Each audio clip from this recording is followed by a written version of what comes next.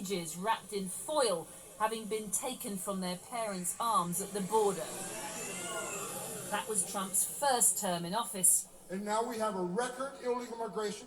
And the man who carried out that family separation policy is the very same person Trump has put in charge of the border now. I got a message to the millions of illegal aliens that Joe Biden's releasing our country in violation of federal law. You better start packing now. Because you're going home. You're damn right. It's that ultra hardline rhetoric of an imminent crackdown, of police raids and packed detention centres that sent chills through the immigrant population in America and has Democrats here in Congress scrambling to try to protect them before the deportations begin. Mi nombre es Alexandria Ocasio-Cortez. AOC, as she's known, is leading the charge, urging Joe Biden to give temporary protected status to 300,000 undocumented Ecuadorians, many of whom live in her district in New York. We agree. Being undocumented is a problem. But our solution, instead of turning the military on our own people, is to document them. To document the undocumented. One of them is Camila Ruilova Bustamante. And helped me Bless you. stay in this country. She came across the border as a 7-month-old baby with her mother and grandmother. 23 years later, she's still not been able to get the paperwork she needs to be legal. The threat of deportation is imminent. How frightened are you? What's your fear? My fear is that I'll get deported to a country that I don't know, having been here since I was 7 months old. My biggest fear, I think, would be that my family is torn apart. We tell her story to voters, Trump voters, just an hour outside of DC to see if there was any empathy for Camilla. And there was some, but not much. There's going to be sad stories. She might be among them. She might be among them. I don't know how it's all going to plan out. I would love to see, like, she came at 7 months old. It's not her fault she was here illegally, you know? Like, her mum is with her, by the way, and is also still undocumented. her mom should go home at least, at the very least. Others had less empathy. Send her home. I mean, let her figure out how to get legal. We just got to get control over the border and know who's coming in here. Did you vote for Trump? I did. It was one of the reasons because of immigration. Yes. My family did it the right way. So why not go down the path of actually becoming official? Not so simple. The Immigration Office told us it has nearly 7.8 million immigration cases currently on its books, while other estimates put the total number of undocumented migrants at over 13 million people, a number that's risen sharply under President Biden. And officials told us there are more than 600,000 migrants with either criminal convictions or pending criminal charges. They don't break down what the convictions are for, so it could include things like traffic violations. But that's just detail to Trump, who seized on migrant crime, and one crime in particular.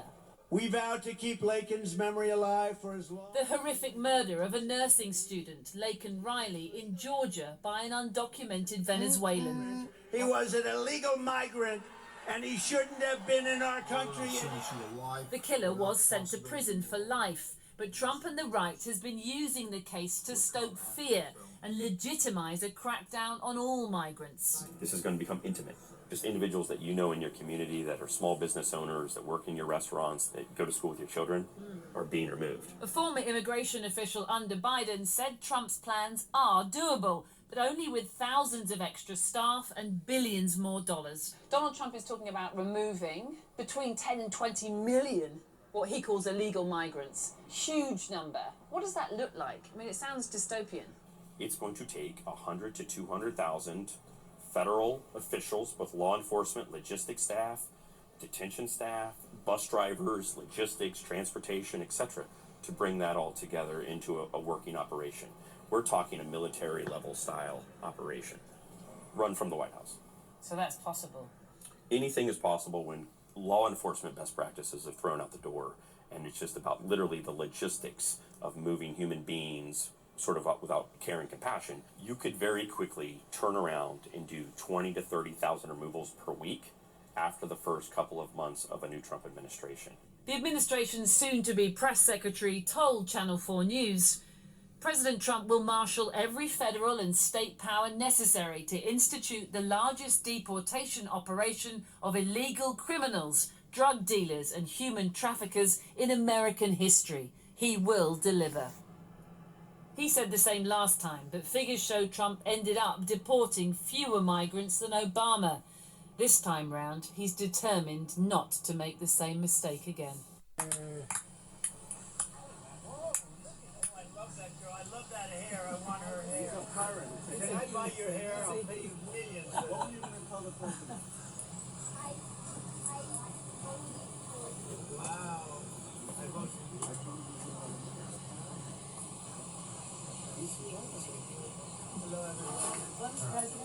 We love you. We love you. So much.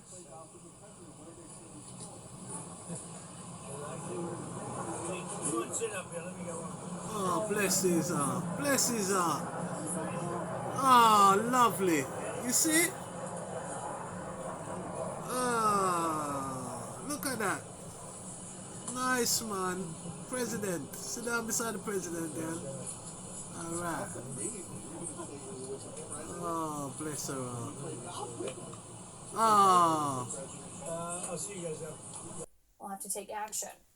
My sources tonight are Ellie Honig, former federal prosecutor, Errol Lewis, CNN political commentator and host of Spectrum News, The Big Deal with Errol Lewis, and also Jane Rosenberg, the courtroom sketch artist who captured that moment that you just saw there. She's also the author of Drawn Testimony, My 4 Decades as a Sketch Artist.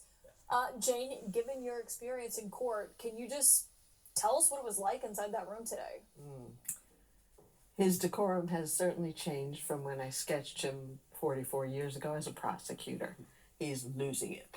He was wild. I mean, I feel bad for anyone who represents him. He blurts out orders at his lawyers who are at the podium, and he's interrupting all the time. He's yelling at his attorneys while they're up there? His attorney's turning around like he doesn't know how to handle it. He's in the middle of speaking to a judge at the podium, and behind him is he's shouting orders. That was the attorney who just quit the day after that. They captured his false teeth. And so this one tried to speak, and when the judge told him he's not allowed to speak anymore after he had that burst, he started shouting at him and pointing at him, and he said, been bankrupt. You'll have to represent yourself if you pro se, but if you have a lawyer, I'm only going to hear one of you. Otherwise, you can be a witness in the trial. But I forgot where I was saying. What was it like to hear him saying, I mean, we just have talked about Rudy Giuliani's fall from grace so much and detailed it, but what is it like to hear him saying, I can't pay my bills, I don't have cash? Yeah. I didn't really feel sorry for him. I'm sure he's managing okay. Huh. And these women who just saying they're not seeing much of it at all. I mean, allegedly, he said, I gave the car away, but he gave the keys without the paperwork. He didn't give the title. So what the judge even said, what good is the car without the title? Yeah, Ellie, how does that work? Where, I mean, he does turn over his vintage Mercedes, but it's not that it's worthless, it's still a car, but there's no, they don't actually own it because they don't have the title for it yet. Yeah, there are a lot of people who Rudy Giuliani owes money to. He owes the most to Ms. Moss and Ms. Freeman, $140+ million.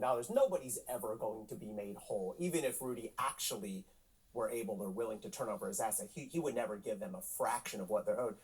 To a point that Jane made and you made before, Rudy Giuliani's fall from grace has been beyond epic. It's been Shakespearean. I mean, it's hard to remember, but in the 80s, Jane, when you started, a little before my time, but he was a revered figure in New York City. He was the king of St. Andrew's Plaza, down where the courthouse is. He was the most powerful person there. He was feared and respected, but that arrogance also did poke through in the 80s, right?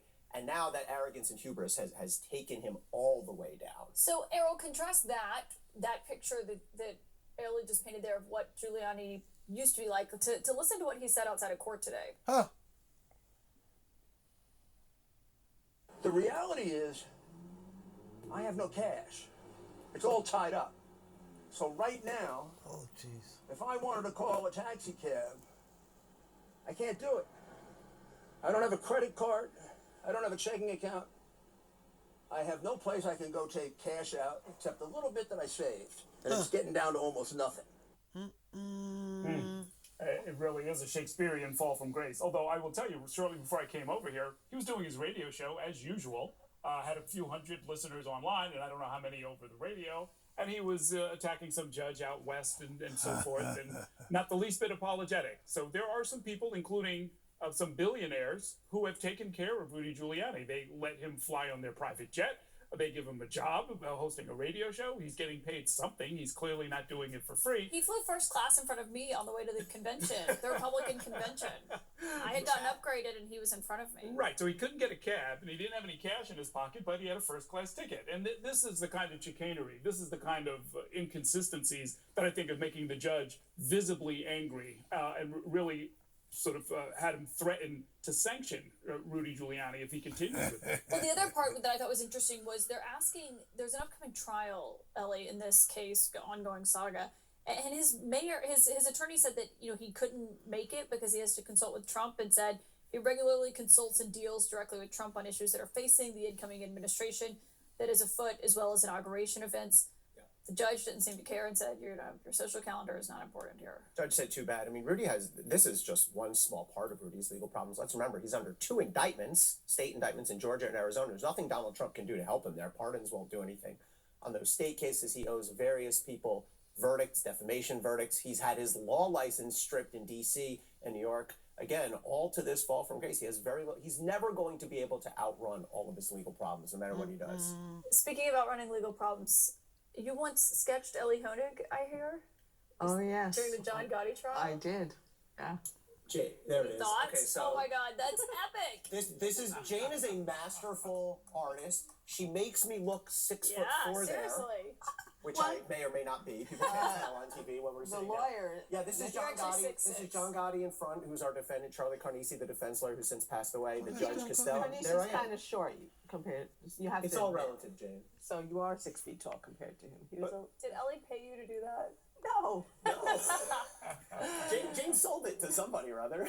Oh, Jane. Listen, it's an honor. We just eat at Gianni's because you've got to support local. Because Tuesday's your turn to wash up. I wasn't aware we had a rota, Stephen. Well, you wrote it, Bruno. For nights here.